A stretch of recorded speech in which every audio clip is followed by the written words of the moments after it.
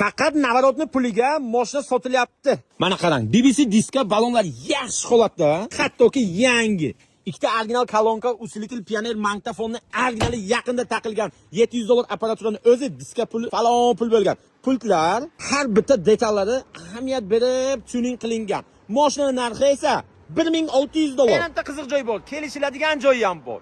Yili 1995, shoshiling, ulgurib qoling, yaqinlarga tarqatib oling. Men esa bitta salonchani ko'rsataman. Chexol poliklari bor, linoleumlar qilingan.